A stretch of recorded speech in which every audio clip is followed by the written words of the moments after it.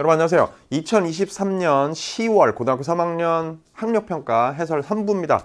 여러분 잘 알고 있겠고 그래서 각오도 남다른 시험이었겠지만 수능을 앞두고 있는 이제 정말 코앞에 두고 있는 여러분의 입장에서 어떻게 보면 진짜 전국 단위로 치러지는 마지막 연습 게임이 아니었겠습니까? 그래서 아마 총평에서도 언급을 했습니다만 여러분들이 많이 긴장했을 테고 또 기왕이면 진짜 여태까지 받아본 적 없는 놀라운 점수를 받기를 바라는 마음들도 있었을 테고 또 여러 가지 신경 많이 쓰이는 지점들이 많이 있었을 겁니다. 괜히 내가 이거 집중 제대로 하고 있는 거 맞나? 수능 때도 이러면 어떡하나? 이런 걱정했을 텐데 지나간 것에 대해서 즉 이번 10월 학평에 대해서 그 시험 치르는 동안 그리고 시험의 결과 이런 것들에 자꾸 마음을 두지 마세요. 특히 마지막이 이렇게 가까워 올수록 잘 흘려보내고 잘 떠나보낼 수 있어야 됩니다. 그래야 여러분이 진짜 당일 수능 날 실전의 중요한 날 최선을 다하고 최고의 실력을 발휘할 수 있는 그런 여건이 마련되지 않나라는 생각을 합니다. 자, 낯선 작품이 많았던 그러나 사실은 어떻게 보면 또 문제는 그렇게 어려운 것이 없었다고도 몇 문제 없었다고도 말할 수 있는 문학 파트를 본격적으로 3부와 4부에서 함께 지문 읽어보고 문제 풀어보고 할 건데 좀 전에 얘기했다시피 문제는 상대적으로 몇 문제 빼고는 함정이 그렇게 크게 두드러지는 문제들은 많지는 않았기 때문에 문학이 굉장히 어려웠다라고 얘기할 수는 없는 시험이다 보니까 다만 낯선 지문들 사실 여기 나온 지문 중에 여러분이 알고 있는 작품이 뭐가 있었겠어요? 전부 다 처음 보는 작품이었을 겁니다. 그럴 때 낯선 작품이지만 읽어낼 수 있는 힘이 어차피 우리가 비연계 작품 출제됐을 그 수능 날도 맞닥뜨려야 될 상황이기 때문에 그걸 내 능력을 최대한 최종 점검하는 시험이었다. 그런 점을 체크하는 차원에서 우리 오늘 해설의 3부, 4부를 중점을 두고 한번 가보도록 하겠습니다. 자, 18번에서 23번 갈래복합 세트가 있죠. 가와 나는 고전 시가고요. 그래서 이제 가는 가사가 나온 거고 나는 연시조가 나온 거고 그다음에 다는 고전 산문, 수필이 나온 겁니다. 자, 그럼 가나다 고전 문학으로 갈래복합을 만들었는데 가를 먼저 읽어보자는 거지. 딱 봐도 이제 딱 보기에 가사인데, 그치? 사음보의 연속체. 보통 우리가 여러분 이제 수능 앞두고 계속 제가 여러 번 강조합니다만, 그래서 이제 파이널 체크 포인트 문학 강의에서도 고전 시가 파트는 제가 1강과 2강에서 가사하고 연시조만 수특수 안에 있는 작품들을 총 정리해 두었습니다만, 지금 이렇게 가, 나 딱 있으면 보통은 연시조가 아니면 이런 형태로 제시되면 가사겠구나 그냥 짚어도 넘겨 짚어도 크게 틀리지는 않을 겁니다. 보통 가사와 연시조가 선택이 되다 보니까 자 여기서 가와 나가 지금 가사, 가, 나, 연시조라는 게 눈에 봐도 외형으로도 보이죠. 자 가사인데요. 요게 이진우의 속 3인곡 그랬습니다. 제목 자체가 속 3인곡 그랬으니까 3인곡의 속편. 그럼 그 속미인곡이라고 이미 정철이 지었는데요. 그래, 3인곡의 속편으로 이 이진유도 말이야. 이 사람이 이제 이게 영조 때 지어진 조선 그 영조 때 지어진 그 유배 가사인데 3인곡을 이제 본받은 거지. 그걸 이제 흉내내는 지점들이 있어서 그 흉내내는 지점이라는 것이 무엇이냐면 여기 지금 그 해설에도 나와 있고 예를 들면 또 그 19번 보기에 관련된 내용이기도 합니다만 유배를 가게 된 거야. 근데 그 유배 가게 된 상황에서 임금에 대한 그리움을 철두철미하게 시종일관 완전히 진짜 3인곡, 진짜 속미인곡처럼 그렇게 철저하게 어떤 문학적 장치를 동원한 것은 아닙니다만 부분적으로 근본적으로 큰 틀에서는 남편, 사랑하는 사람과 여인의 목소리에다가 의탁해서 유배 온 신하로서의 심정 같은 거, 고달픈 그 심리적인 상태와 그 유배 생활에서의 힘겨움 같은 것들을 노래했단 말이야. 그러니까 자 사랑하는 사람과 헤어진 여인의 목소리에 의탁해서 임금에 대한 그리움, 충정의 마음 이런 것들을 표현하고 자기의 괴로운 심사를 노래했다. 그래서 3인곡을 자기가 본떠서 창작한 작품이다. 이래서 속 3인곡이라는 제목을 지은 겁니다. 영조 때 이제 그 앞선 왕인 그 경종이 이제 승하를 했기 때문에 왕의 사망을 중국에다가 이제 가서 알리는 역할을 하러 사신으로 갔다 온 거야, 이 사람이. 근데 갔다 오는데 와 보니까 영조가 그 사이에 이제 그 하루아침에 갔다 올 수 있는 건 아니잖아. 오래 걸려서 갔다 오겠죠. 몇 달 걸려서. 갔다 오는 사이에 영조가 즉위를 하고 노론이 득세를 하고 이렇게 되면서 이제 말하자면 이제 정치적인 경랑이 일게 되는 거죠. 한번 확 물갈이가 된달까요? 반대파를 숙청하는 일이 막 벌어지겠죠.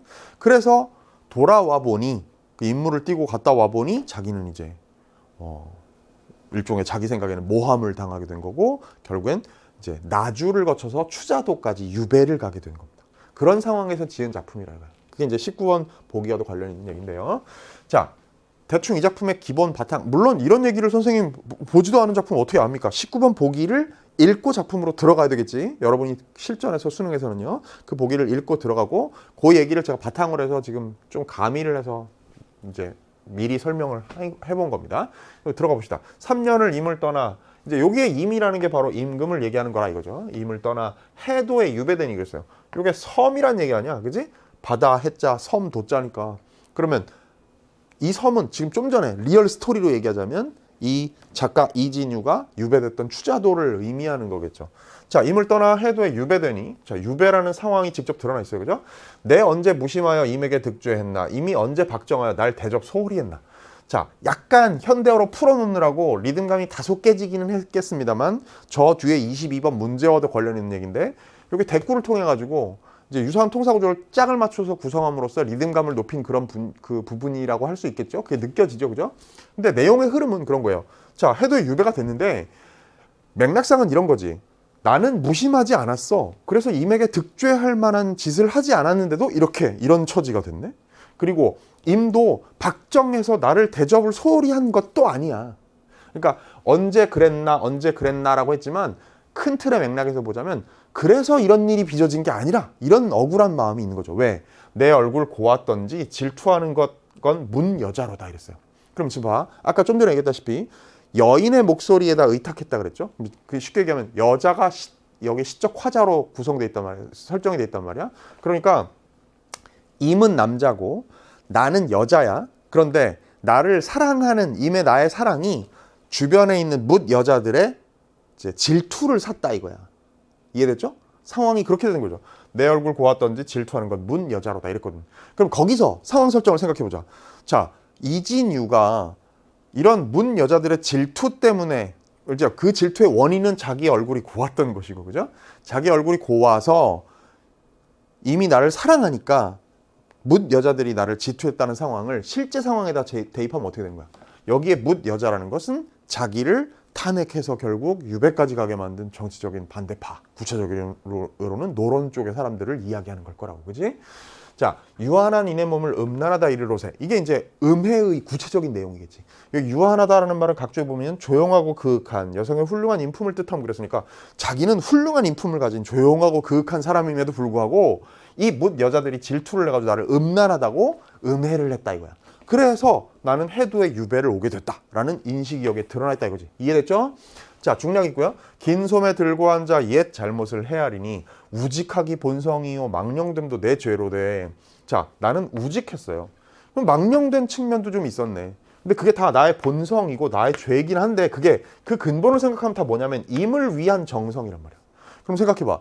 자, 이게 여기에 이미 남편 혹은 사랑하는 사람, 남자로 설정돼 있지만 근본적으로는 이 작품이 아까 제가 처음에 얘기했다시피 철두철미하게 진짜 여성의 목소리로 다 제시되어 있진 않아. 그러니까 부분 이 이미 임금을 뜻한다는 게 드러나 있는 경우들이 많이 있단 말이야. 뭐 이것도 그렇다고 할 수 있겠지. 유배라는 것은 보통 뭐 남자, 선비 이런 사람이 정치적인 경랑에 의해서 귀향을 가게 되는 걸 의미할 때가 많으니까 이런 것도 그냥 임과 헤어져 나 홀로 뭐 독수공방하니 이런 표현을 쓰지 않고 이렇게 제시를 한 측면이 있단 말이지. 자, 제가 그 얘기를 하는 이유는 뭐냐면 자, 근본을 생각하면 임을 위한 정성이다 할 때 이 임이라는 게 임금이니까 임을 위한 정성이라는 것은 결국 자기의 잘못, 뭐 죄 이런 것들의 근본적인 동력은 동의는 말하자면 임금을 향한 충성이다. 이런 얘기를 여기선 터놓는 거죠. 자, 여러분 이게 지금 얘기하는 이런 어떤 설정이나 표현이나 거기 담겨있는 정서나 생각이나 드러내고자 하는 의미나 이런 것들이요. 생전 처음 보는 작품 일지라고 할지라도 충분히 여러분이 여태까지 공부해왔던 맥락, 다른 작품들, 여러 유배 가사들, 또 좀 전에 얘기했던 뭐 정철의 삼인곡, 송민곡 같은 작품들처럼 여인의 목소리에 의탁해서 자신의 심정을 노래한 작품들을 통해 가지고 이미 여러분이 학습해 왔던 바를 기대어 이 작품에 대한 이해로 이어질 수 있었어야 되는 거야. 지금 이 시기라면 수능 직전 10월 학평이니까. 맞죠? 여러분 지금 1학년이 아니고요. 2학년이 아니에요. 수능을 코앞에 두고 있습니다. 그렇다면 낯선 지문이라 할지라도 기존의 유사한 갈래 다른 작품들에 있었던 다른 작품들, 이제까지 공부해왔던 학습의 그 내용들이 여기에 해석의 뒷받침이 돼줄 수 있어야 되는 거죠. 자, 1월 같은 우리 이미 거의 아니 굽어볼까. 날 살리신 이 은혜를 결초하기 생각하나. 결초랑 결초보은 이런 거 알죠? 그 풀을 묶는다는 건데 결국 은혜를 갚는 걸 얘기하는 거예요, 여기서는. 그러면 나를 살리신 이 은혜, 나 죽이지 않고 유배 보는 걸로 그쳐주신 임을 향한 나의 그 마음을 임의 은혜를 보답하고자 한단 말이야. 내가 그런 마음인데, 그러나 광주리의 가을부채 어느 날 다시 낡고 황금을 못 얻으니 장문부를 어이살이. 그랬어요. 장문부 각주가 있네요. 한나라 진황후가 황제의 총애를 되찾기 위해 황금 100근을 주고 얻었다는 글. 그러니까 총애를 얻으려고 돈 주고 산 글을 얘기하는 거야. 근데 결국 그 글을 샀다라는 것, 장문부를 산다는 것은 총애를 받고 뭔가 잘 보이고 이럴 수 있는 용도의 무엇이죠? 이 글이죠. 그죠? 고사를 가지고 온 거고요. 자, 위에 건 뭔가? 이건 물론 어떤 문학적 전통, 다른 중국의 전고, 이야기 같은 것들이 상관이 있는 것일 거라고 짐작이 돼요. 명확한 의미가 파악되진 않습니다만 우리가 미루어 짐작해 볼까? 광주리의 가을부채 어느 날 다시 낡고 황금을 못 얻으니 장문부를 어이살이 이랬으니까 요 두 물음 어느 날 다시 낡고 뭐 어이살이 이런 그 맥락들은 이런 거겠지. 앞에 기대어 봐. 자, 앞에서 내가 은혜를 갚고자 하지만 못 그러는 상황이다 이거 아니야. 그러니까 예를 들어 뭐 이게 정확한 해석인지 모르겠습니다만 광주리가 있는데 부채가 광주리에다 집어넣어. 가을이 됐어.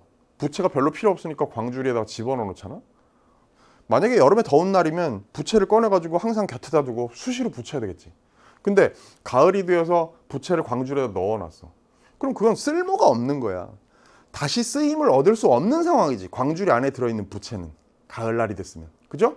그러니까 예를 들면 그런데 빗대었다고 친다면 광주리의 가을 부채 어느 날 다시 낡고 다시 나올 수 있겠는가? 내년 여름이나 돼야지 뭐. 그죠? 그러니까 그 얘기는 뭐냐면 지금 자기가 은혜를 갚고자 하지만 임금에게 은혜를 갚으려면 자기가 그 은혜를 갚는 어떤 행동을 할 수 있는 여건, 조건, 환경, 위치에 있어야 되는 거잖아. 근데 자기는 지금 추자도에 멀리 유배에 와 있어. 그러니 결초보은하려고 해도 그러니까 그런 그 가능성이 없는 거죠. 그걸 이루어낼 수 있는, 결초보은할 수 있는 기회가 나에게 주어지지 않는다. 이런 맥락으로 이해하면 될 거라고. 됐지? 자, 마름과 연으로 옷을 짓고 부용으로 치마지요. 자, 풀들이에요. 꽃들이고요. 뭐 부용 같은 거 연꽃을 얘기하니까. 자, 이렇게 예쁜 걸로 막 옷을 짓고 뭐 그런 여기서 이제 그 실제로 재료가 마름과 연이고 부용이고 라기보다는 예쁜 옷을 지었다는 얘기는 여기에 이런 술을 놨다는 의미일 수도 있어. 연꽃을 치마에다가 연꽃 술을 놨는지 이런지도 모르겠어요. 근데 어쨌든 예쁜 옷을 만들었어. 그랬지만 상자 안에 두었은들 누구를 위하여 단장할꼬. 그러니까 요거 이어지는 건데요. 보은하고 싶지만 결초하고 싶지만 쓰임이 없어. 내가 임 옆에 가서 곰살맞게 굴고 예쁘게 굴고 그래가지고 막 사랑해드리고 이러고 싶지만 기회가 없단 말이야. 누구를 위하여 내가 단장하겠냐. 이런 예쁜 옷 같은 거 있어봤자 상자 안에 넣어두고 쓸모도 없다는 거야. 지금 자기는 버려져 있는 유배에 와 있는 신세니까요. 자, 고향에 돌아갈 꿈 벽해를 밟아 건너 옥루 높은 곳에 밤마다 임을 모셔 일당 우불에 수답이 여향하니. 자, 무슨 말인지 모르겠으니까 보세요. 한 방 안에서 서로 많은 이야기를 나누는 모습을 나타낸 표현. 그랬으니까 지금 꿈을 꾼단 말이야. 고향에 돌아갈 꿈. 고향에 돌아가면 임을 만날 테고 그 꿈이 이제 벽해를 밟아 건너가는 거예요. 왜? 나는 지금 섬에 해도에 유배에 와 있다고 했으니까 파란 바다를 건너서 육지에 있는 고향으로 돌아가면 임을 만나겠지. 꿈속에서 임을 만나는 순간이 잠깐 오는 거예요. 자, 옥루 높은 곳에 뭐 이곳이 이제 임 계시는 곳이겠죠. 그게 임금일 테고요. 밤마다 임을 모셔서 방 안에서 알콩달콩 막 정답게 이야기를 나눠. 꿈속에서지만 비록 그렇게 재회해서 정겨운 순간들을 지내는 거죠. 그래가지고 가까이다가 앉아 귀신을 묻던 가태부 이러한가 그랬는데 이게 무슨 얘기인지 모르겠으니까 이럴 때는 걱정하지 말라 이거야. 각주를 준단 말이죠. 자, 요게 뭐야? 모함을 받아 좌천되었던 가태부를 한나라 문제가 불러 밤새 가까이 마주 앉아 귀신에 대해 논했던 일을 말하는 거야. 그러니까 자, 요런 중국의 고사를 가지고 가까이다가 앉아 귀신을 묻던 가태부, 그렇게 임금이 밤새 가까이 마주 앉아서 좌천되었던 신하를 불러 앉아서 마주 앉아가지고 정답게 얘기하던 얘기를 일부러 여기 갖다 인용을 한 거지. 그러니까 나도 유배를 와 있었는데 꿈속에서 임을 어느새 함께 마주 앉아가지고 정답게 얘기를 하고 있는 거야. 마치 이 고사 속의 가태부와 마주 앉은, 그러니까 임금과 마주 앉은, 천재와 마주 앉은 가태부처럼 내가 꿈속에서 그러고 있는 거죠. 아주 정겨운 풍경이었다. 꿈속의 풍경이. 멀리서 들려오는 어촌의 닭 울음에 긴 잠을 깨어나니 그랬어요. 그럼 봐. 이 닭 울음 꼬끼요 하는 거에 꿈을 확 깨버린 거네. 그치? 꿈속에서 임과 재회했는데 무슨 이런 소리 때문에 깨어나가지고 그냥 꿈이 박살나 버렸어. 아이고 꿈이었구나. 아이고 안타까워라. 이런 거 우리가 수도 없이 많이 봤잖아요. 그죠? 또 그런 거야. 자, 우리 임 금옥 같은 음성이 귓가에 의연하고 우리 임 어로향이 옷과 소매에 품었어라 그랬는데요. 봐. 음성이 귓가에 생생하고 향기가 보세요. 임금의 향로에서 나는 향기가 있으니까 향기가 옷과 소매에 이렇게 스며 있는 거야. 그러니까 이건 뭐라는 거지? 꿈속에서 임을 만났는데 깨어났지만 진짜 임과 정말로 만났던 것처럼 그 리얼함이 생생하게 느껴지고 있다. 이런 얘기를 얘기하는 거죠.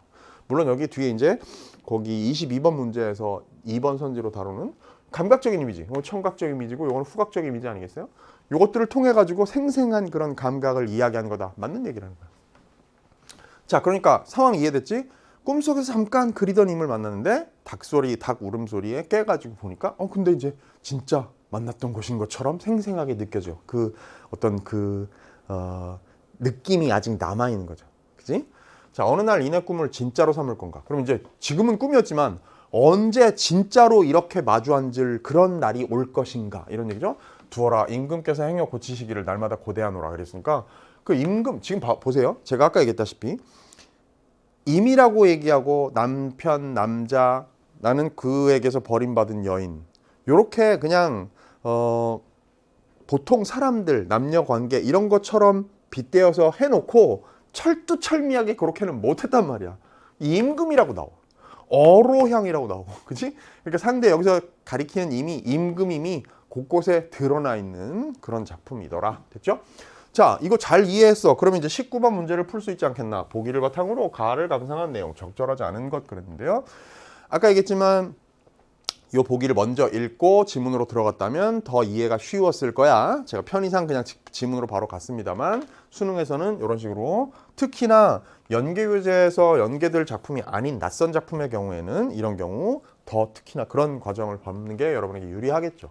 자, 속삼인곡은 사대부인 작가가 유배지인 추자도에서 쓴 작품이다. 아까 제가 설명했던 대로입니다.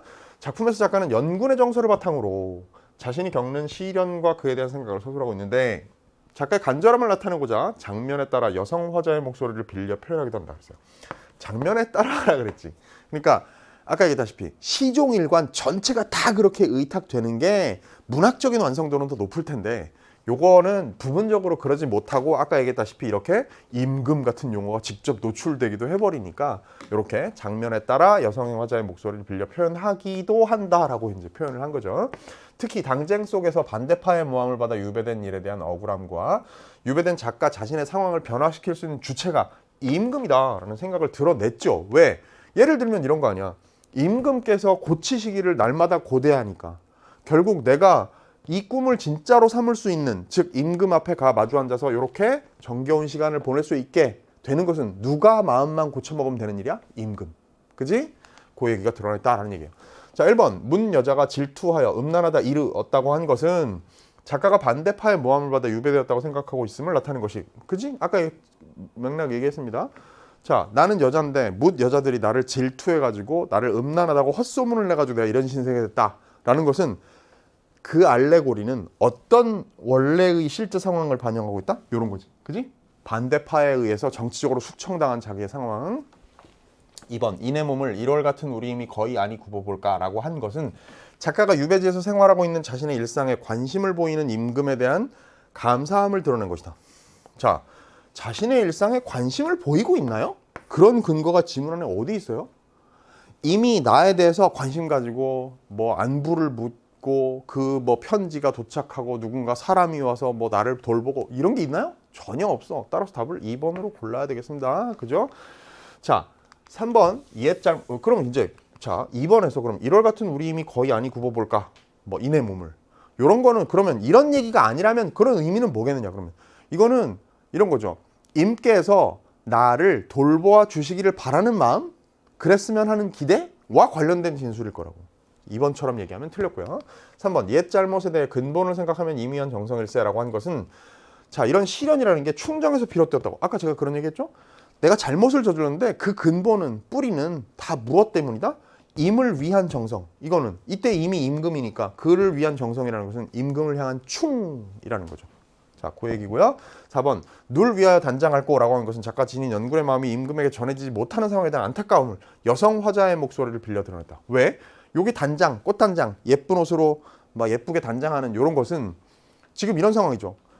누구를 위해 단장할 거 못한단 말이지. 왜? 임을 만날 수가 없으니까 예쁘게 꽃단장을 할 필요가 없어. 할 수도 없고. 그러니까 말하자면 임금에게 결초할 수 없는 상황에 대한 안타까움이 담겨있는 진술이다 라고 아까 맥락상 얘기했던 거 4번 맞는 얘기고 5번 행여 고치시기를 날마다 고대하노라는 것은 아까 좀 전에 얘기했다시피 이렇게 상황을 바꿀 수 있는 주체가 임금이라는 것을 드러낸 거다. 임금께서 고쳐야 내가 임과 만날 수 있다. 당신과 임금과 만날 수 있다는 얘기다라는 얘기입니다. 됐죠? 그럼 19번 가단동 문제를 해결했어. 자 실전에서라면 낯선 작품이 이렇게 나왔다. 그럼 어떻게 돼? 세트를 조망한다면 19번 보기를 읽고 지문 가서 읽은 다음에 그 다음에 선지 판단을 지금 해가지고 19번 문제 하고 이건 그냥 지워버려야지. 그지? 머릿속에서. 그 다음에 나로 가야 되는 거야. 근데 나는 나 단독의 20번 문제를 보실래요? 거기에는 시상 전개에 대한 설명으로 적절하지 않은 것은 이랬고 그 얘기는 곧 뭐냐면 시상 전개에 관해서 1, 2, 3, 4, 5 중에 4개의 선지가 옳은 선지란 얘기야. 그지? 그러면 시상 전개에 대한 올바른 진술 4개를 덤으로 얻어서 나를 이해하는데 도움을 얻을 수는 있겠다. 다만 이런 식의 보기를 통해서 이 작품이 어떤 작품이다라고 해설해 놓은 건 지금 이 세트 안에 없다는 얘기야. 맞지? 그렇다면 이 경우에는 나로 바로 작품으로 들어가도 괜찮겠다는 거지. 물론 20번의 그 선지들을 읽어보고 가는 것도 나쁘지는 않습니다. 굳이 필요 없어서 그렇지 여기서는. 자 볼까요? 여기 나 작품은요. 이복길의 오련가 그랬는데요. 총 10수짜리 연시조입니다. 볼까? 이것도 역시 상사의 정을 노래한 건데 임 그려. 여기 그린다는 건 드로잉이 아니고 그리워한다는 거 아니겠어? 임을 그리워해서 생각하고 푸른 요 짚고 꿈을 꾸니. 자, 또 꿈이 나와요. 보통 그렇잖아. 뭐 소설에서도 마찬가지인데 시가에서는 더더군다나 간절한 그리움을 노래하는데 꿈을 꾼단 말이야. 그럼 100%그 꿈에서는 그 그리워하는 대상을 만나게 되는 거 아니겠어? 그렇죠? 그리고 그것은 근본적으로 저 21번 문제와도 관련 있는 얘기인데 정답지 4번 생각해 보세요. 그 꿈은 뭐야? 나에게 결핍되어 있는 욕망. 나한테 지금 제일 중요한 결핍은 뭐야? 임과 헤어져 있다는 거거든. 그걸 잠시나마 가상으로나마 잠깐 해소할 수 있는 매개가 되는 게 꿈인 거야. 맞죠? 자, 꿈을 꾸니 외로운 영혼이 임에게 가 있더니 살뜰히 원수의 꾀꼬리로 말 못하고 깨었네. 오! 그럼 이때 꾀꼬리가 뭐예요? 저 뒤에 21번 문제와 관련 있는 얘기인데 아까 가에서 닭 울음소리 때문에 내가 임과 같이 있던 꿈을 깨어나서 이게 뭐야? 자, 송미인곡의 오련된 개성 나오는 거 그거 똑같은 거야. 그러니까 방정맞은 닭소리 그게 송민곡에서 화자의 잠을 깨웠듯이 가에서 닭 울음소리가 잠을 깨웠고 여기서 뭐야? 꾀꼬리 소리 때문에 잠을 깬 거지. 그지? 그럼 이 꿈에서 외로운 영혼이 임에게 가 있어서 임과 함께 있었던 순간이 파파박 깨져버린 그런 거에 관한 얘기구나. 됐지? 당연히 이 밑바탕에는 임에 대한 간절한 그리움이 있는 걸 테고요. 제 2수갑니다. 깨어 일어난 자 꿈 일을 생각하니 그때 이제 봐. 꿈 일이라는 게 요거죠. 그지? 쉽게 얘기하면 생각하니 끊임없는 눈물이 두 볼의 진주로다. 그럼 이때 눈물이 곧 진주로 표현된 거죠. 그죠? 진주처럼 또르르 막 흘러요. 이 진주, 진짜 진주와 저 임의 집에 보내고자 이랬는데요. 그럼 이제 요 현재의 종장의 진술을 그대로 그냥 풀이를 하면 이 진주, 요건 눈물이야. 그리고 진짜 진주는 리얼 진주고요. 그지? 그러면 보석 진주하고 이거는 이 눈물이고요. 그러면 여기에 이걸 와로 연결을 한 거니까 그러면 이 진주, 진짜 진주와 그러면 내 눈물 and 리얼 보석 진주를 집에 임에게 보내고 싶구나라는 얘기라고. 그럼 그렇게 해석하면 이럴 거예요.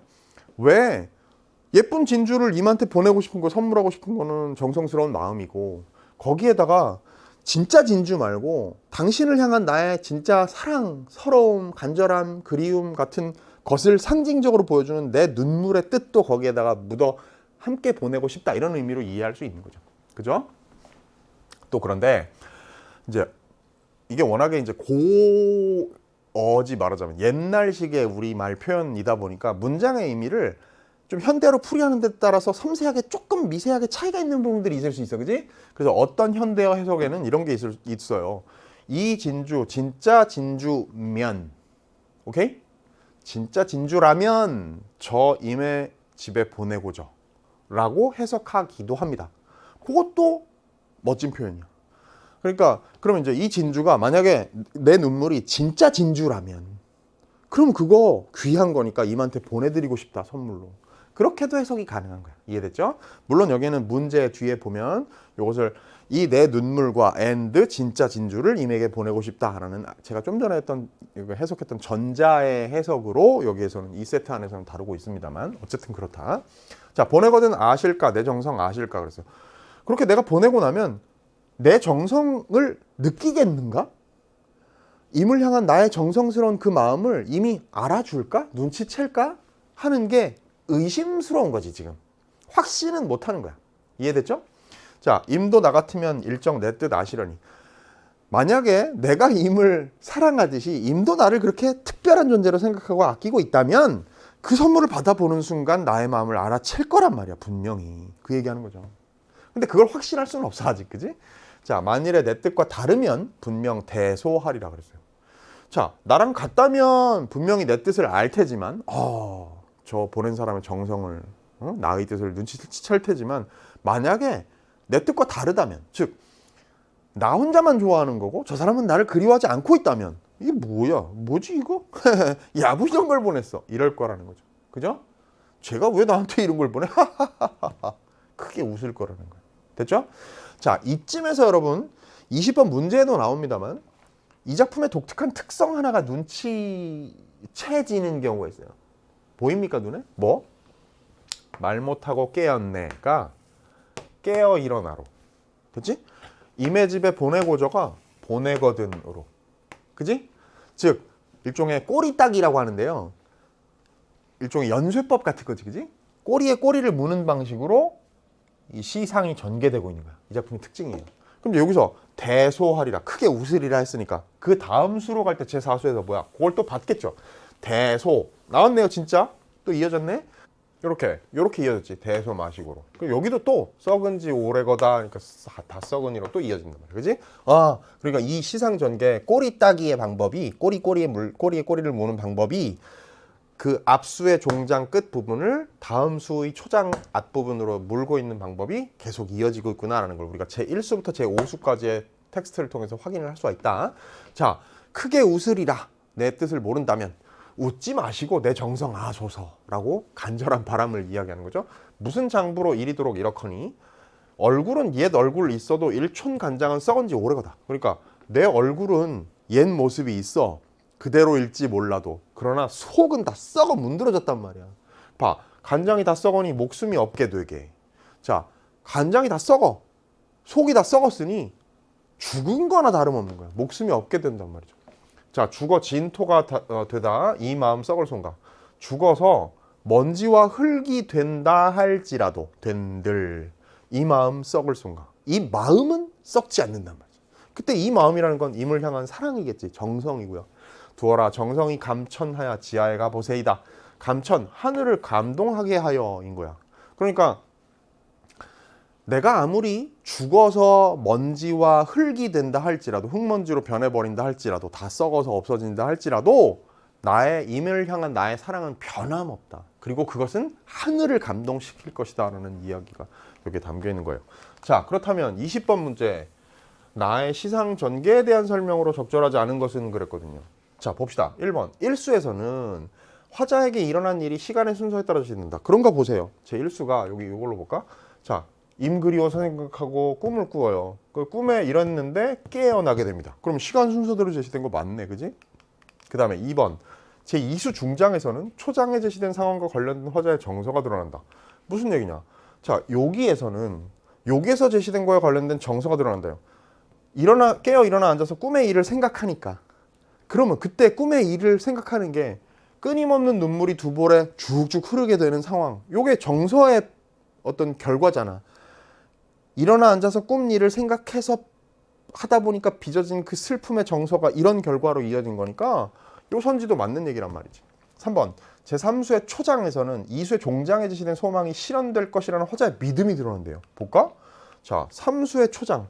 보내거든 아실까 내정성 아실까가 요 종장에 나타났던 것이 실현될 거다. 저기 제2수의 어디 있어? 제2수의 종장에서 제시된 소망.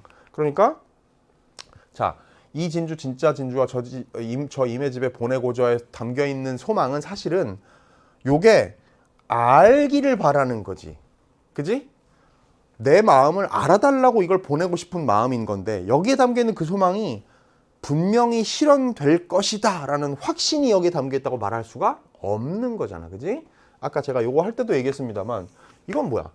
내가 그렇게 진주를 보내면 임께서 아실까?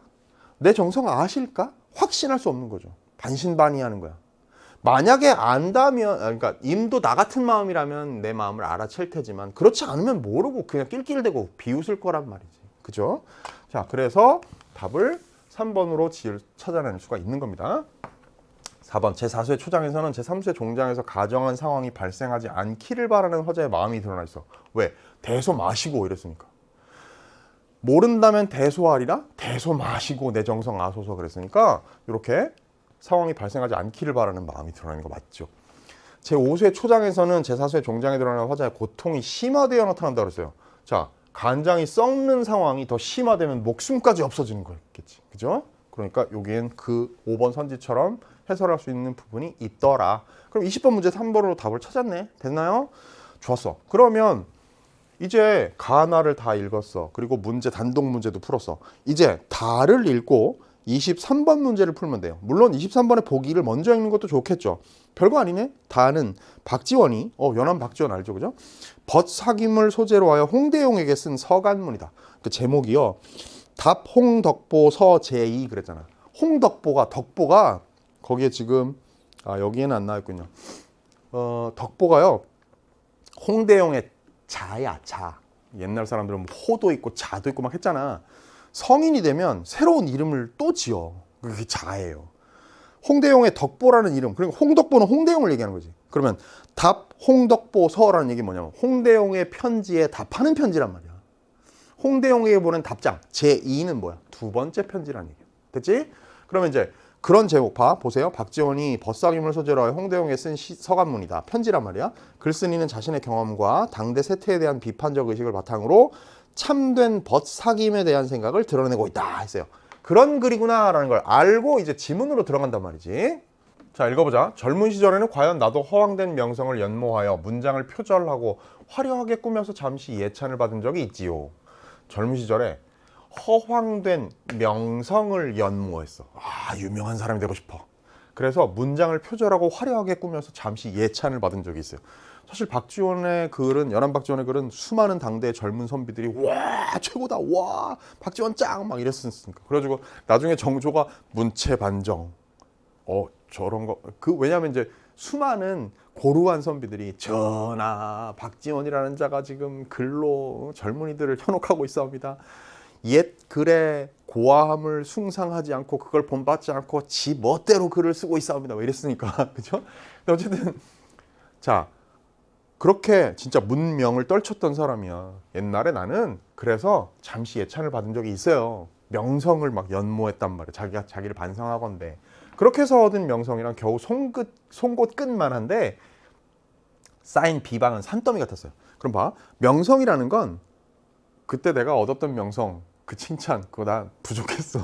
송곳 끝만 했다고. 근데 반대로 비방은 어때? 산더미 같았단 말이야.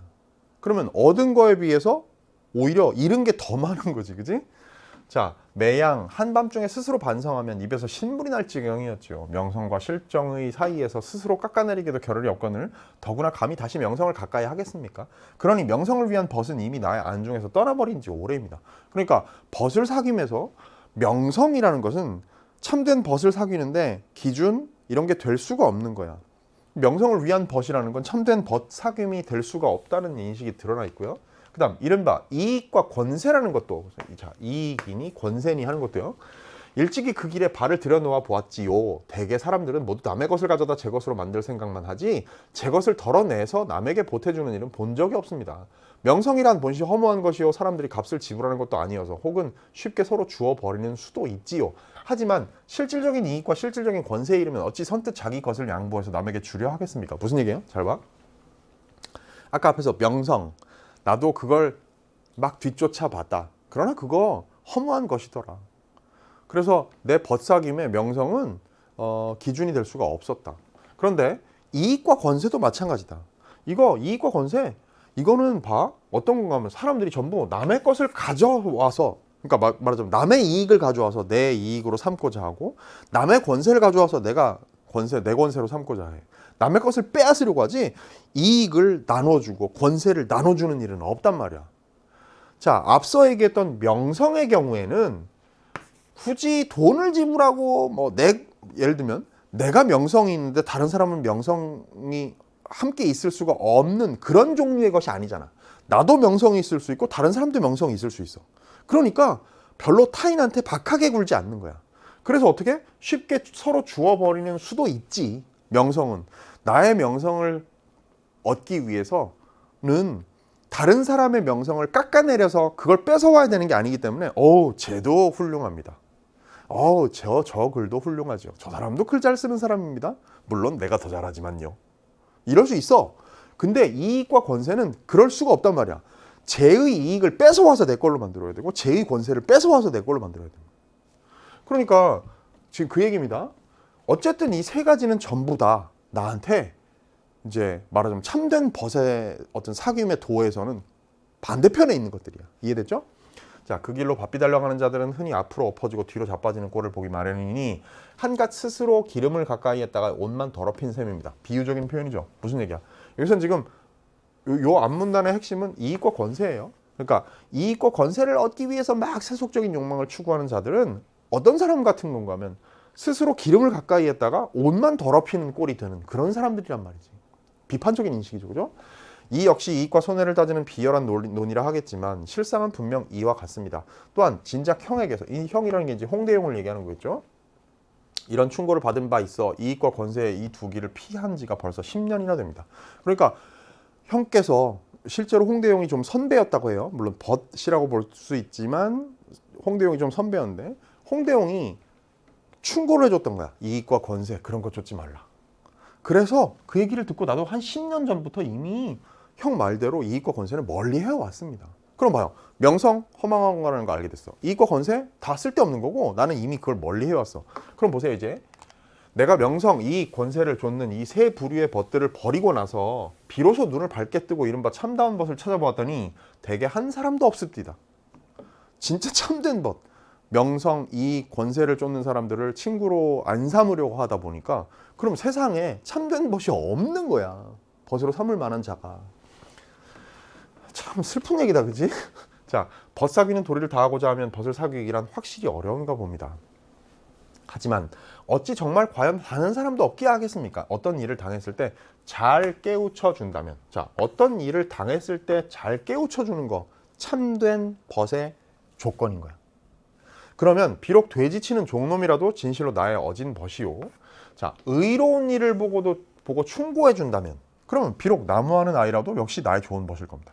그러니까 돼지치는 종놈이거나 나무하는 아이처럼 나하고는 신분의 결심은 잘 맞지 않는 격차가 있는 사람이 존재를 할지라도 이런 조건들만 채울 수 있다면 그 사람은 참된 벗일 수 있다 이거지.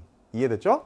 이렇게 생각하면 과연 이 세상에서 내게 벗이 부족한 것은 아니지요. 그러면 이제 이런 조건을 가진 사람이라면 아예 없는 건 아닐 거란 말이지. 근데 보세요. 그러나 돼지치는 벗은 경서를 논하는 자리에 함께 참여하기 어렵고 나무하는 벗은 손님과 주인이 읍양하는 대열에 둘 수가 없습니다. 그러니 고금을 더듬어 보면서 어찌 마음이 답답하지 않을 수가 있겠습니까? 자, 이해됐어요? 요렇게만 한다면 신분에 상관없이 친구가 될 수 있기는 한데 그렇다고 내가 교유할 만한 참된 벗이 그것만으로 조건이 만족되는 건 아니거든.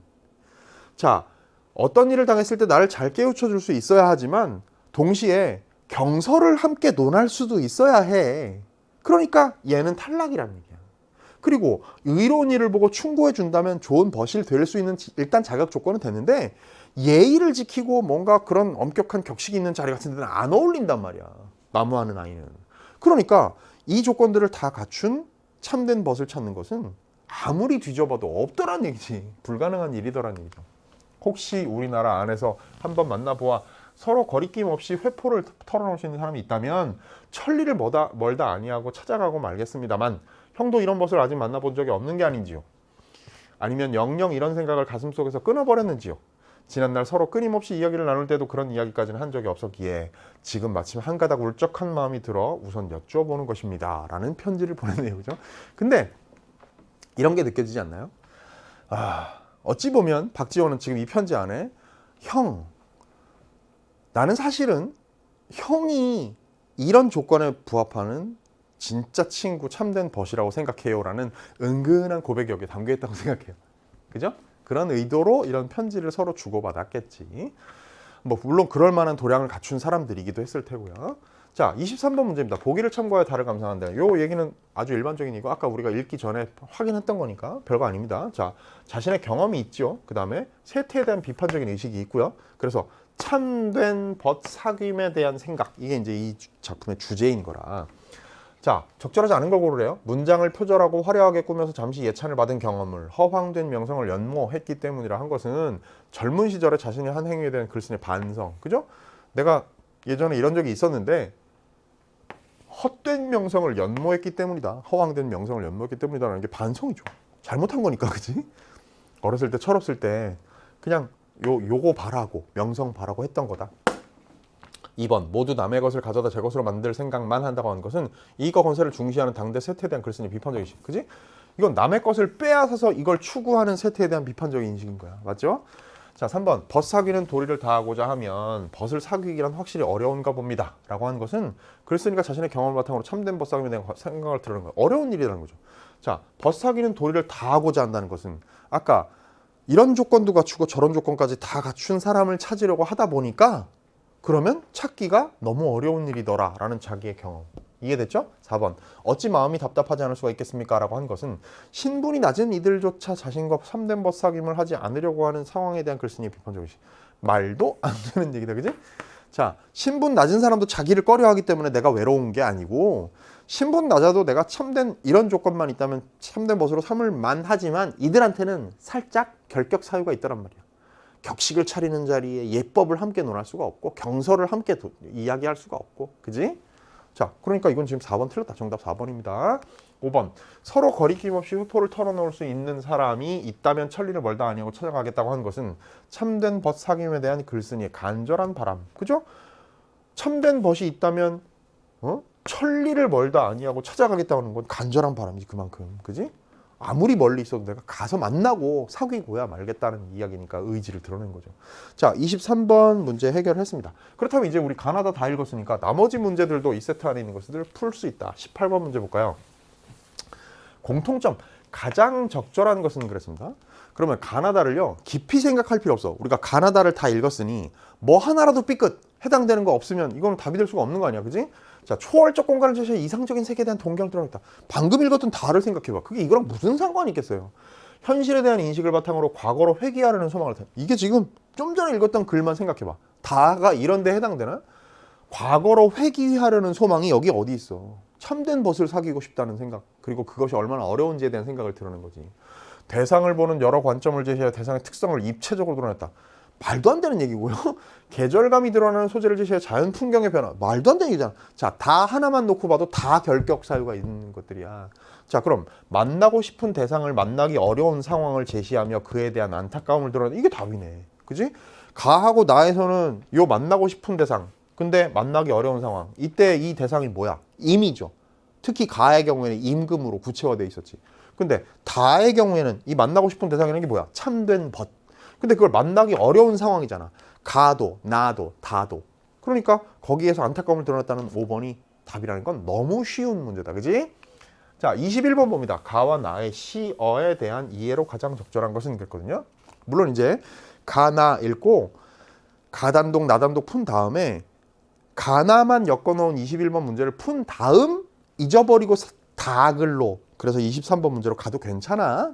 이제 그렇게까지는 안 한 건데요. 보세요. 시어 가장 적절한 것은 봅시다. 가의 닭은 나의 꾀꼬리와 달리 꿈속에서 임과의 만남을 방해하는 존재다. 아까 우리 얘기했지만 이 닭도 잠 깨웠고요. 요 꾀꼬리도 잠 깨웠어. 그 잠 깨니까 원래 그 잠 깨기 전에 잠에는 꿈속에서 임을 만나고 있었는데 그러면 요렇게 얘기하면 안 되죠. 얘도 이런 존재인 거지. 그지? 가장 적절한 거 하나 고르는 겁니다. 그럼 1번 답이 될 수가 없겠네. 2번 나의 진짜 진주에는 가의 치마와 달리 임에 대한 화자의 애정이 담겨있대. 요거 임한테 보내고 싶은 거고 요거 임을 위해서 내가 예쁘게 꾸며 입을 그런 옷인데 그러면 와 달리라고 하면 안 되겠죠. 둘 다 그렇지. 자, 3번 가와 나의 얼굴은 모두 화자의 처지가 시간의 흐름에 따라 변화했음을 보여주는 소재래요. 가의 얼굴은 어디 있는가 하면요. 내 얼굴 고왔던지 질투하는 건 문여자로다. 그랬거든요. 그럼 그때 이게 이 얼굴이 가의 얼굴이 화자의 처지가 시간의 흐름에 따라 변화했음을 보여주는 소재로 등장한 게 아니잖아. 그냥 아름다운 용모를 지닌 얼굴을 얘기한 거지. 그다음 나의 얼굴은 어디 있는가 하면 얼굴은 옛 얼굴 있어도 일총간장은 썩은 지 오래거다. 이랬으니까 이거는 오히려 나의 얼굴은요. 시간의 흐름에 따라 변화했음을 보여주는 게 아니라 얼굴은 그대로지만 할 때의 얼굴이란 말이야. 그러니까 가도 나도 이 조건에는 부합이 안 됩니다. 그죠? 4번 가와 나의 꿈에는 모두 현재 상황에서 화자가 갖는 소망이 투영됐다. 이게 4번이 답이야. 아까 우리 언급했지만 요거하고 연관이 있는 건데 이 꿈이라는 건 가의 꿈도 임을 만나는 꿈, 나의 꿈도 임을 만나는 꿈. 근데 가, 나 모두 임과 헤어져 있는 애절함이 지금 이 작품의 주된 정서를 이루고 있는 거니까 답이 4번이 될 수밖에 없는 거죠. 그죠? 자, 화자가 현재 상황에서 갖는 소망이라는 게 자기의 결핍으로부터 비롯된 거고 그 결핍이란 것은 임과 함께 있지 못하는 상황인 거예요. 자, 5번 가의 옥루와 나의 지하는 죽음 이후에 임과의 재회가 이루어질 것이라는 화자의 기대가 합니다. 자, 지하는 그렇다 치고요.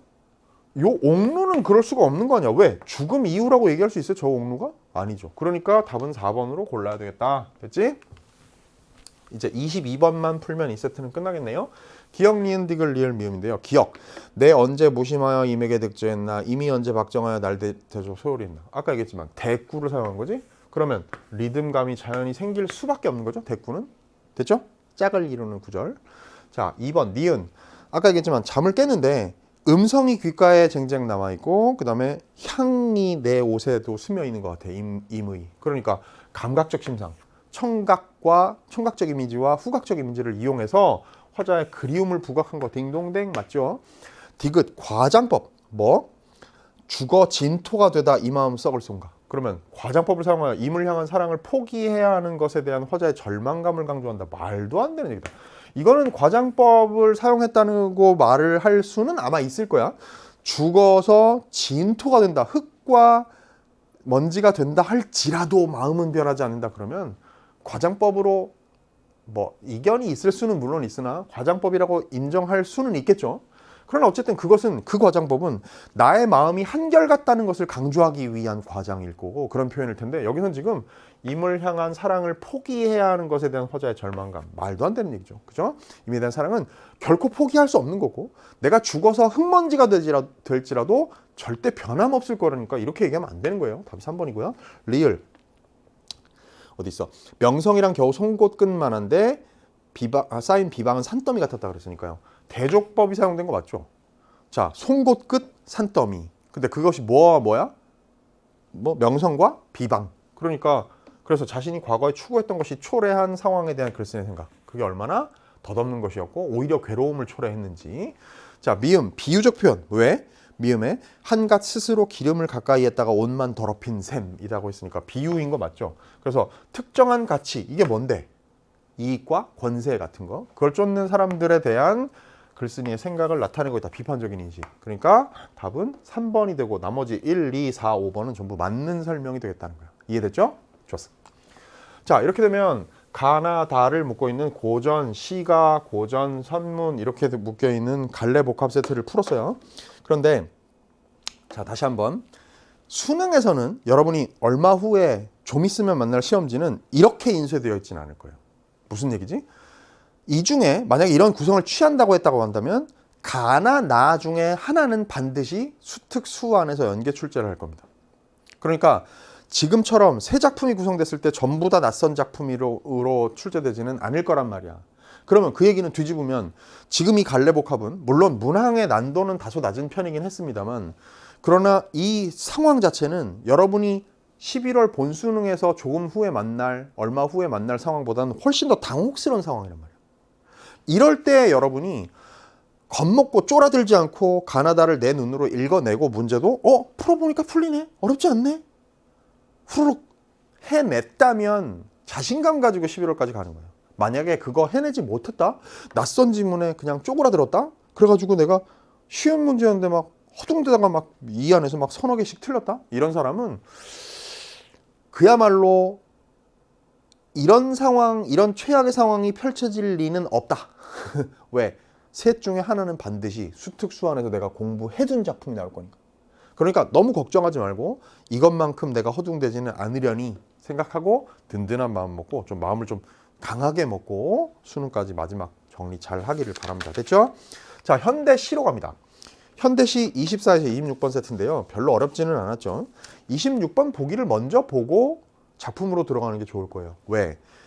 윤동주의 간, 뭐 물론 유명한 시고 문정희의 시는 다소 낯선 시이긴 합니다만 자, 이 두 작품을 엮어놓은 근거가 되는 게 바로 이 26번의 보기일 테고요. 그 점이 바로 이제 사실 이 접점은 이거죠. 설화를 모티프로 했다. 그지? 그래서 그걸로 가나를 묶어놓은 건데 결국 여기에서 장황하게 설명해 놓은 요 요소들을 사실은 이게 결국 뭐냐 하면 이게 결국에 뭐와 같은 거야? 해제와 같은 거야. 그러니까 우리 수능 특강에 정답 해설지에 보면 이 작품은 뭐뭐 하는 뭐시이다 이렇게 되어 있는 그 작품 설명 같은 걸 여기다 담아 놓은 거니까 요걸 읽고 작품으로 들어가면 작품 해석이 어려울 게 한 개도 없다는 거죠. 됐지? 자, 갑니다. 가는 이제 가를 볼 거야. 가는 토끼가 유혹에 빠져 위기에 처했다가 지혜를 발휘해 간을 지킨 귀토지설, 뭐 구토지설, 귀토지설 하잖아요. 그지? 토끼전 얘기. 그 얘기. 고 설화. 물론 토끼전, 토끼 수군가, 토끼전 이런 것들의 뿌리가 되는 설화인데 그죠? 귀토지설, 구토지설. 요 얘기는 여러분 잘 아는 얘기잖아. 누가 몰라요 이거? 다 알지. 온 국민이 다 알지. 어린이들도 다 아는 얘기 아니야. 수군가, 토끼전, 별주부전 그 얘기거든. 자, 그리고 그거 하고 또 하나 프로메테우스가 인간에게 불을 알려준, 전해준 죄로 제우스의 벌을 받아 코카소스 산에서 독수리에게 간을 쪼이는 설화. 요거는 신화의 내용이죠. 그리스 신화의 내용 아닙니까? 그걸 소재로 활용했단 말이야. 이해됐죠? 요 얘기도 아는 사람들 많이 있지? 여러분 왜 어렸을 때 무슨 그리스 로마 신화 뭐 만화책으로도 보고 뭐 애니메이션으로도 보고 뭐 동화책으로도 읽고 읽었잖아. 그리스 로마 신화 엄청 재밌거든요. 자, 프로메테우스는 사실은 이제 저 말 이름에 담겨 있는 뜻은요. 미리 아는 자라는 뜻이야. 선각자, 선지자야. 엄청 똑똑했던 신인데 인간들이 불쌍해서 불을 살짝 전해준단 말이야. 그 신들만 쓸 수 있는 건데 불이라는 수단은. 근데 그 도구를 그 수단을 인간에게 알려줬어. 전해줬어. 신들의 입장에서 볼 때는 그거는 하면 안 되는 짓이었던 거지. 그래서 제우스한테 벌을 받아가지고 코카소스 산 중에 묶인 채로 독수리가 와서 간을 쪼아 먹어요. 근데 간이 여러분 간은 또 회생하는 능력이 좀 있다? 그래가지고 간을 쪼아 먹고 만약에 이걸 죽을 때까지 쪼아 먹어가지고 아예 죽게 만들었으면 고통이 끝나버릴 텐데 어떻게 보면 쪼아 먹다가 가요 독수리가. 그럼 괴로워하다가 또 간이 회생이 좀 되는 거야. 또 다음날 또 쪼아 먹어. 또 괴로워하다가 날아오면 또 이게 계속 지속되는 거라고 고통이. 그지? 신화 속의 내용은 그렇죠. 그 내용 뭘 매개로 해서? 간을 매개로 해서 이 두 설화를 엮은 거지. 윤동주가. 아주 그 참신한 아이디어로 말이야. 근데 보세요. 이 간은 두 설화를 재구성했습니다. 그래서 간을 지키려는 토끼의 노력과 프로메테우스의 희생. 자, 중요한 건 간을 지키려는 노력 and 희생이야. 이 둘을 결합한 거야. 됐죠? 연결하였으며 이를 바탕으로 일제강점기에서 세속적 욕망을 추구하지 않고 양심을 지키려는 자기 희생의 의지. 이 안에 요게 다 들어있네요. 그렇다면 봐. 우리는 여기서 이걸 알 수 있어. 자, 일제강점기. 윤동주가 일제강점기에 시를 썼던 건 다 알고 있지. 1940년대를 대표하는 시인이에요. 자, 근데 일제강점기 말에 세속적인 욕망을 추구하지 않고 양심을 지키려는, 그래서 그럼 요게 간을 지키려는 토끼의 노력, 양심을 지키려는 윤동주의 노력. 그렇다면 여기서 뭘 우리는 알 수 있지? 요 간이 양심을 의미하는 것, 상징하는 것이겠구나 라는 생각을 할 수 있게 된단 말이야. 그리고 또 뭐? 여기 희생 얘기했죠? 프로메테우스처럼 자기가 희생하겠다는 의지. 이해됐지? 그럼 이제 우리가 읽을 때 요걸 기초로 해서 작품을 이해하면 아무것도 아니야. 그 다음, 나는 천한 신분으로 선당여왕을 사모했던 직위가 불공을 들이던 여왕을 기다리다가 잠이 들었고 그 사이 여왕이 그를 동정하여 가슴에 놓고 간 금팔찌를 보고 몸이 타올라 불귀신이 되었다는 직위설화를 소재로 합니다. 여러분, 이 직위설화 알아요? 삼국유사에 전해 내려오는 직위라는 사람이 있었어. 이 직위가 뜻지자에다가 귀신 귀자예요. 그러니까 이제 이 스토리가 사실은 가미되어 있는 명명인데 이름이 직위였어. 어쨌든 직위라는 자가 있는데 평범한 사람이었어. 일반 사람이야. 근데 선덕여왕이 엄청 예뻤단 말이야. 아름다웠어. 그래서 선덕여왕을 사랑해. 생각해봐. 아니, 감히 여왕을 자기의 사랑의 대상으로, 연모의 대상으로 삼을 수 있을까? 물론 그런 마음을 먹는 거야 뭐 잘못이겠어. 근데 그건 분명히 우리가 예상하다시피 그건 뭐겠어요? 이루어질 수 없는 사랑이겠지. 그렇죠? 평민과 여왕 사이에 사랑이 이루어져서 평민을 자기 남편으로 여왕이 맞아들인다? 뭐 거의 있을 수 없는 일 아니야. 동화 같은 일이죠. 그죠? 근데 직위는 선덕여왕을 흠모했어요. 그래가지고 막 너무 사랑이 깊으니까 그게 소문이 들렸네. 그래서 선덕여왕이 영묘사라는 절에 가는데 내가 그 절에 갈 때 한번 만나자. 너 한번 와라. 이랬던 거야. 선덕여왕도 웃기지. 참, 그러니까 그 설화, 봐요. 이 설화는 물론 리얼한 면을 일부 담고 있어. 예를 들면, 절 영묘사가 절이 막 불탔던 화재 사건 같은 것들도 실제 역사 기록 같은 데 있대. 그거하고 연관되어 있는 또 이제 민속적인 측면까지 연관되어 있는 사실과의 접점이 있는 설화이긴 한데 어쨌든 봐. 이 설화 속에서, 설화는 이런 식의 기록되어 있는 설화들은 매우 상징적이고 함축적이고 생략되어 있는 그런 측면이 많기 때문에 이거를 뭐라고 해석하는 건 되게 여러 가지의 해석이 가능해. 여기서 선덕여왕의 어떤 마음이나 태도나 행동이나 이런 걸 두고 다양한 해석이 가능할 텐데 선덕여왕이 어떻게 보면 열린 태도인 거고 어떻게 보면 그런 상황에서 선덕여왕도 그냥 너그러움을 넘어서서 이제 이 시의 관점 같은 거를 좀 적용한다면 직위한테 마음이 있었을 수도 있지. 그래? 감히 나를 사랑한다고? 야, 그놈 참 그 사랑이 대단하구나. 그래? 걔 괜찮은 애네. 그 정도 용기라면 나 얼굴 한번 보고 싶다. 야, 이런 것일 수도 있겠고, 그죠? 그래서 불공을 들이러 가는 길에 야, 그 절로 와라. 한번 보자. 이랬던 거야. 너 얼굴 한번 보자. 그래서 불공을 들이는 길에 갔어. 왕이 행차를 한 거지. 그리고 얘가 이제 갔는데 탑 아래에서 막 기다리고 있었어요. 근데 이제 불공이 길어지니까 얘가 기다리다가 얘도 참 정신머리가 없는 애지. 거기서 그렇게 진짜 만날 수 있는 찬스인데 거기서 잠이 들어. 또 그지?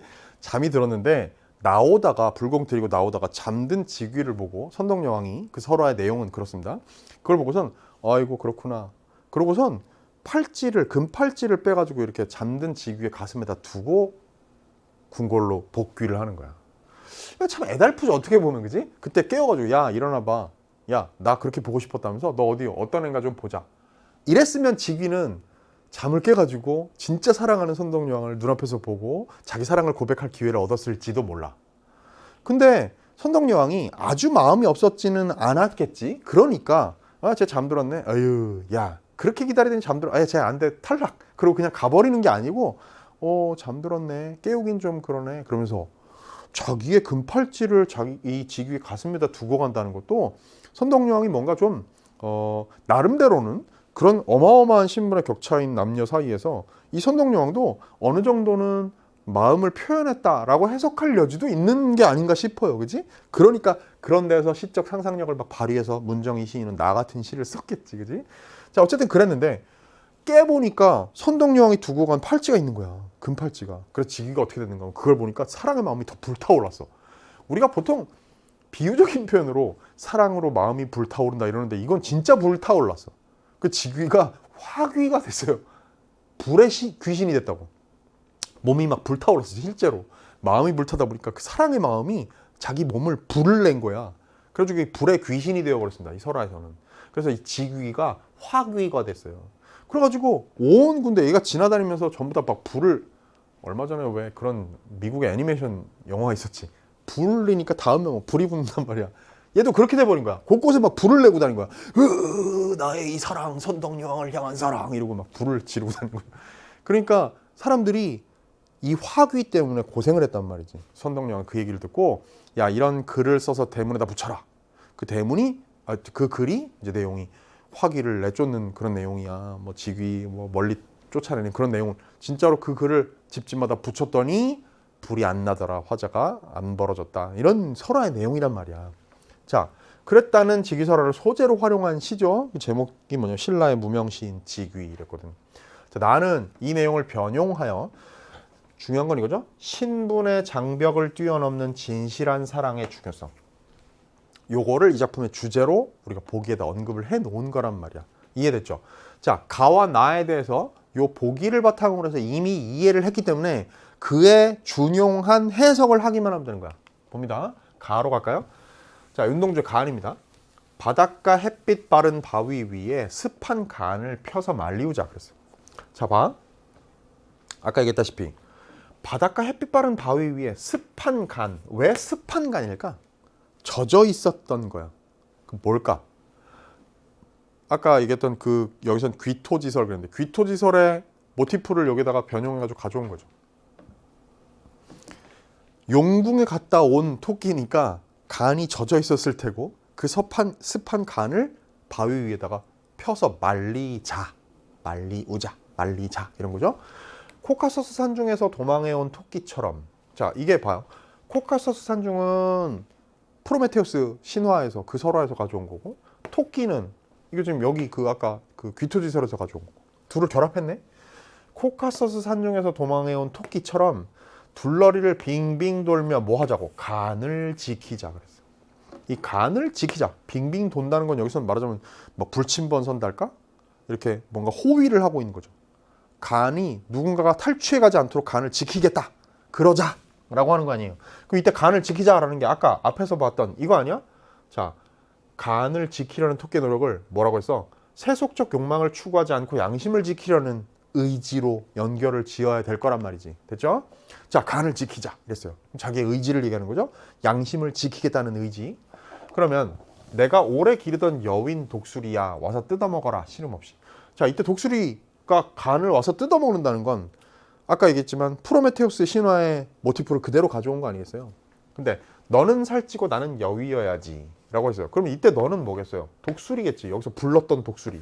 그러면 독수리는 살찌고 나는 빼빼 말라가야지 라고 얘기했어. 그럼 이게 무슨 얘기일까 생각해봐. 이 독수리를 뭐라고 얘기했는가 하면 내가 오래 기르던 독수리거든. 맞죠? 그러면 그리고 이 독수리는 뭘 먹고 살이 찌는 독수리야 지금? 지켜야 할 양심을 먹고 살찌는 독수리야. 그러니까 이때의 독수리는 내가 오래 기르던 독수리고 그런데 아직 살찌지 못한 살을 찌워야 할 독수리고 맞지? 그렇다면 생각해볼까? 이제 추상적인 차원에서 이건 뭘 상징하는 걸까를 가만히 이렇게 조합을 이러저런 단서들을 조합해가지고 추론을 해보자면 아마도 일반적으로 해석하듯이 그렇게 해석이 될 거라고. 뭐? 내가 오랫동안 간직해왔지만 아직은 비실비실하고 빈약한 늘 안타까운 모습이었던 살쪄야만 할 어떤 무엇. 양심을 먹고 자라는 살쪄야 할 무엇. 그런데 아직 살찌지 못한 내가 살찌워야 할 이상적인 자아. 그지? 시대의 어둠 속에서도 굴하지 않고 자기가 반드시 지키고 자기가 지켜내야 할 자기가 이상적으로 생각하는 자신의 모습. 그게 살찌고 그러지 못하고 있는 현실 속에 나는 여위여야지. 그러나 거북이야 다시는 용궁의 유혹에 안 떨어진다. 거북이가 곧 나한테 용궁의 유혹을 토끼한테 줬던 애 아니야? 던졌던 애 아니겠어요? 거북아, 안 돼. 난 이제 거기에는 안 떨어진다. 이게 뭐겠어요? 그럼 간을 지키려는 의지에서 아까 얘기했다시피 이게 세속적 욕망에 다시는 떨어지지 않겠다라는 그 양심을 지키고 시대의 어둠 속에서 자기 양심을 지키겠다는 의지. 됐지? 프로메테우스, 불쌍한 프로메테우스. 프로메테우스를 불쌍하다고 했어요. 연민의 대상으로 생각하네요. 왜? 프로메테우스는 뭐 하는 존재로 아까 그려진다고 아까 앞에서 그랬어? 희생. 그지? 자, 불도적한 죄로, 이 도적해서 이제 인간한테 전해준 그 죄로 목에 맷돌을 달고 끝없이 침전하는 프로메테우스. 그랬어요. 끝없이 가라앉고 있는 프로메테우스. 그때 이 침전이라는 건요, 이 침전이라는 시어를 예를 들면 쉽게 쓰여진 시 같은 홀로 침전하는 것일까? 이런 시구들 기억나죠? 윤동주가 좋아했던 시어인데 말하자면 끊임없이 침전하는 프로메테우스. 그 이때 가라앉는다는 건 프로메테우스가 아까 앞에서 봤듯이 이제 인간에게 불을 주는 게 위험을 감수하고 자기가 죽을 각오를 하고 벌 받을 각오를 하고 했던 행동이란 말이야. 그게 옳은 일이라고 여겼기 때문에, 인간에 대한 사랑 때문에 선지자로서 앞선 인식을 가지고 있는 자, 똑똑한 그 프로메테우스가 일종의 위험한 상황 속에서 자기 모든 것을 걸고 한 실천인 거지. 그런 차원에서 자기를 희생함으로써 뭔가를 이루어냈던 그 프로메테우스에 대한 연민의 심정, 자기 희생의 의지, 이런 것들을 노래했다. 이해됐죠? 자, 나로 갑니다. 문정희의 시인데요. 큰일 났다. 가만히 있어도 목구멍으로 시가 술술 쏟아져 나오니 천기누설이다. 시가 막, 자, 가만히 있어도 목구멍으로 시가 술술 쏟아져 나와. 천기누설이라는 게 뭐야? 지켜야 될 비밀 같은 것들을 털어놓는 걸 얘기하는 거 아니야. 하늘의 그런 그 비밀, 그걸 막 함부로 질질 흘려버리는 걸 천기누설이라는 거야. 그러니까 정말 큰일 난 거죠. 왜? 이때 천기에 해당되는 게 시에 대응되는 거 아니겠어? 그러니까 시라는 거는 천기에 대응될 만큼 뭔가 되게 신비롭고 우주의 기운이 뭉쳐있는 것이고 대단한 뭐 어떤 존재인데 그게 막 술술 쏟아져 나와도 가만히 있어도 목구멍으로 막 시가 쏟아져 나와. 그러니 이거 큰일 난 상황 아니겠어요, 그죠? 근데 요거는 이제 전체적으로 이 시가 쉬운 시는 아닌데요. 뭐에 관한 이야기일까 이게? 아마도 이게 화자 자신이라기보다는 직위가 이렇게 아까 우리 설화 속에서 얘기했던 그런 직위가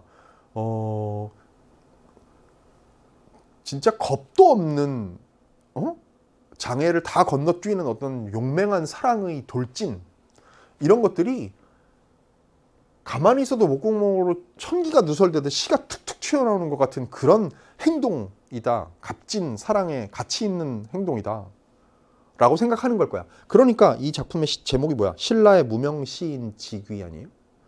직위의 사랑은 곧 시를 쓰는 거다.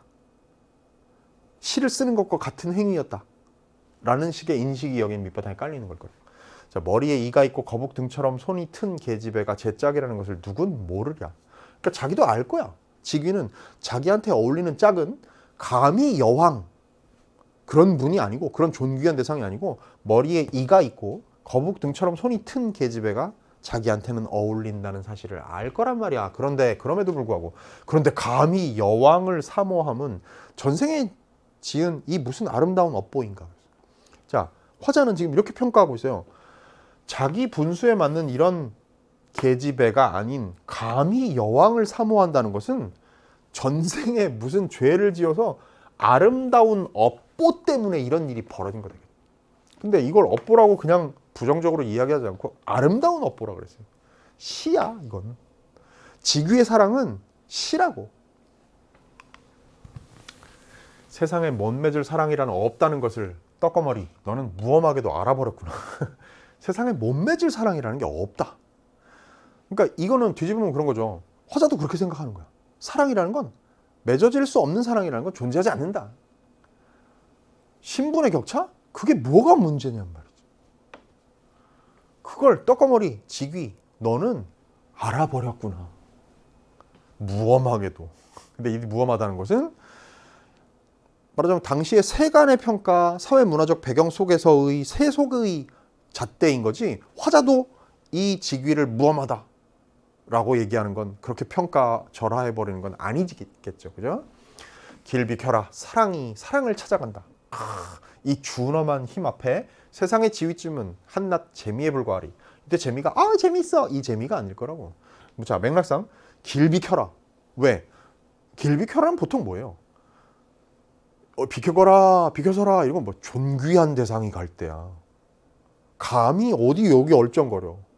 지금 뭐가 가고 있어?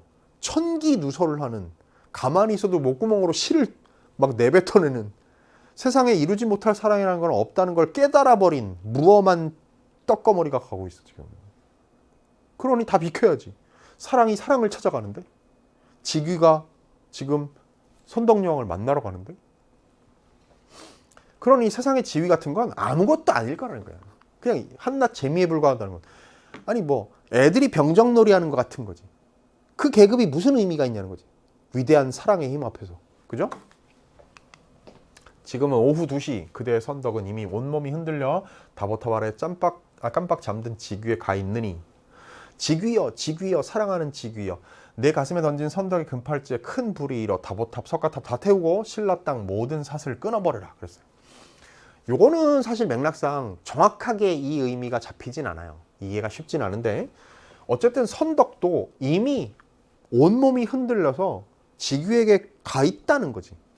그러면 이제 앞에서 맥락상 이야기해온 신분의 장벽, 지위 이런 것들을 뛰어넘은 사랑이 이루어질 수 있는 가능성에 관한 언급인 거야. 이루어진 것이라고, 이미 이루어져 있다고. 그 사랑, 진실한 사랑 앞에서는 이런 것들이 하나 걸림돌이 될 게 없다. 이런 식의 맥락으로 그냥 읽으면 되겠습니다. 직위여 사랑하는 직위여 그 금팔찌 큰 불이 일어 다 태우고 모든 사슬을 끊어버리래. 이때 사슬 끊어버려야 되는 사슬이라는 건 뭐야? 사슬은 억압을 상징하는 거 아니겠어? 그렇다면 예를 들면 이거하고 관련 있는 건 뭐겠어요? 지금 이 맥락 안에서는 지위 같은 것, 자 세상의 지위 같은 것 이런 거는 사회적인 잣대로 억압이고 둘 사이에 사랑을 가로막는 장애가 되고 그런 것 같은 것들을 다 끊어버리라 이거지. 진실한 사랑의 힘으로. 됐죠? 자, 다 이해됐어? 재밌는 시고 어렵지 않습니다. 그러면 24번 문제 볼까요? 가와 나에 대한 설명으로 가장 적절한 거 하나 고르래요. 가와 달리 나는 마지막 연을 명사로 끝맺어 시적 영을 둔다. 딱 봐도 가는 프로메테우스 이러고 끝나니까 명사로 끝났는데 나는 끊어버려라 이랬으니까 이 둘을 자리를 바꿔야 맞는 말이 되겠죠. 나와 달리 가는 이래야만 맞는 말이 되겠고. 자, 2번 나와 달리 가는 시간적 표지를 사용하여 세상을 전환한다는데 시간적 표지가 가에 있는가를 보면 그거 딱히 없는 것 같아. 그렇죠? 오히려 나에 뭐가 있는가 하면 지금은 오후 2시 이런 게 있거든. 그럼 이것도 역시 아마 이 둘을 바꾸어야 맞는 진술에 가까울 겁니다. 3번 가와 나는 모두 의문의 방식을 활용한 시적 의미를 강조한다 그랬는데 자 나에는요 3년 같은 거 볼까요? 아름다운 업보인가 이런 거 같은 거 있죠. 그 다음에 3년 끝에 참 누군 모르랴 4연 끝에 아름다운 업보인가. 그러면 3년 끝이나 4연 끝 같은 걸 보면 의문의 방식을 활용해서 시적 의미를 강조하는 거 나에는 해당돼. 근데 가에는 그런 게 없어요. 4번 가와 나는 모두 특정한 대상을 부르는 방식을 사용해 대상에 주목하게 한다. 요게 답이겠네요. 왜? 가에는 여인 독수리야도 나오고요. 거북이야도 나와요. 그 다음에 나에는 뭐가 나와? 직위여 사랑하는 직위여 이런 게 있으니까 오케이? 아주 지엽적인 부분이지만 어쨌든 가와 나의 공통점으로 이걸 꼽을 수 있는 건 맞습니다. 그죠? 가와 나는 모두 공감각적 이미지 그런데 그런 거 나온 거 없습니다. 따라서 4번을 답으로 고를 수가 있겠다. 됐지? 그 다음에 25번인데요. 기억미음에 대한 예로 가장 적절한 거 하나 고르래. 그러니까 얼마나 난도가 낮아져. 훅 떨어지지. 맞는 거 하나뿐이고 나머지는 다 엉뚱한 얘기인데. 1번 기억을 활용하여. 기억이 뭐냐면 빙빙 돌며를 활용하여 소중한 대상을 지키려는 의지. 답 나왔는데 뭐. 그지? 아까 우리 봤지만 간이라는 게 소중한 대상이야. 양심이고. 그거를 빙빙 돈다는 게 뭐예요? 주변을 이렇게 호위하는 거야. 그죠? 탈취해가지 못하게 누군가가 다시 유혹에 빠져가지고 그것을 잃어버리지 않게 빙빙 돌면서 지키겠다라는 의지를 드러내는 거다. 딩동댕 맞지?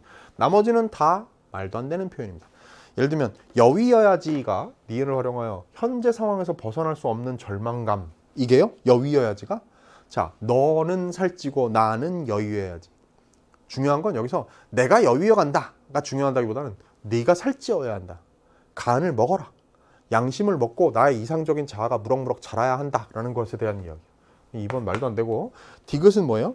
무엄하게도 라고 했는데 사랑의 진리를 깨닫지 못한 이에 대한 질책. 이 무엄하다는 게 진짜 그에 대한 질책이 아니지. 직위에 대한. 화자가 하는 질책이 아니죠. 그리고 진리를 깨닫지 못한 것도 아니고요. 직위는 어떻게 보면 사랑의 진리를 깨달은 자이기 때문에 세간에서 그를 막 질책했어. 무엄하다고. 이해됐죠? 그랬을 거라는 거예요. 그러니까 이 질책은 당대 사람들의 무엄하다라는 질책이라고 한다면 그건 세간의 잣대에 의한 질책이라고 한다면 질책은 맞는 얘기지만 화자의 질책은 아닌 거고요. 사랑의 진리를 깨달은 자예요. 직위는. 거기 그랬잖아. 세상에 못 맺을 사랑이라는 없다는 것을 떡거머리 너는 무엄하게도 알아버렸구나 그랬으니까. 그죠? 알아버린 거야. 진리를 깨달아버린 거야. 자, 리을을 활용해. 리을 어디 있어요? 준엄한 힘. 사랑의 성취를 방해하는 사회적 질서의 절대성을 드러낸다고요. 이 준엄한 힘은 뭔데요? 준엄한 힘은 사랑의 성취를 방해하는 사회 질서의 절대성이 아니고 진정한 사랑의 힘이야. 맞죠? 그러면 이제 신분 따위는 생각하지 않는 미음을 활용하여. 미음 어디 있어? 이미 그런데요. 선덕 자신의 사랑이 상대에게 전해지지 못해 단념한 상황. 아니죠. 선덕의 마음이 이미 직위에게 가 있는 거니까 전해지지 못했다, 단념했다 이런 거 말도 안 되는 얘기입니다. 따라서 1번을 답으로 고르는 게 당연하겠고요. 26번은요. 자, 요 보기는 지금 생략해도 되죠. 왜냐하면 지금 혹시 문항 검색 들어온 사람은 이거 읽지도 않고 넘어가요 이러면 안 돼. 작품 가나 들어가기 전에 아주 자세하게 설명했어. 설화 얘기까지 전부. 자, 선지를 판단해 봅시다. 그러면 가의 코카소스 산 중에서 도망해온 토끼는 귀토지설과 프로메테우스 설화를 연결한 거 맞죠? 토끼라는 건 여기에서 온 거고 프로메테우스 설화로부터 코카소스 산중 얘기가 나온 거니까 토끼는 일제강점기에서 양심을 지키려는 존재. 왜? 간을 지키려는 토끼니까 그런 존재 맞죠? 딩동댕. 그 다음에 가의 다시는 용궁의 유혹에 안 떨어진다라는 건 귀토지설을 재구성한 거 맞죠? 용궁의 유혹에 떨어지는 거. 이 귀토지설 얘기잖아. 세속적 욕망을 추구하지 않겠다는 의지. 아까 보기에 그런 설명이 있었죠. 이게 요걸 의미한단 말이야. 맞죠? 다음 3번 가의 목에 맷돌을 달고 오는 프로메테우스가 벌을 받았다는 설화를 재구성한 것으로 화자가 감수하고자 하는 희생을 상징하는 것으로 볼 수 있겠군.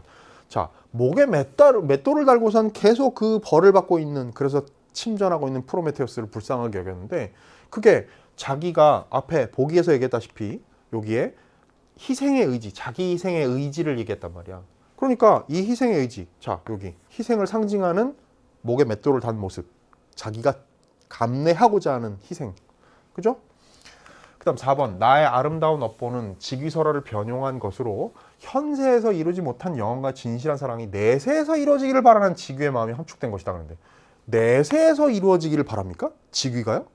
현세에서는 선덕여왕과 사랑이 이루어지지 못했지만 내세에는 반드시 이루어지기를.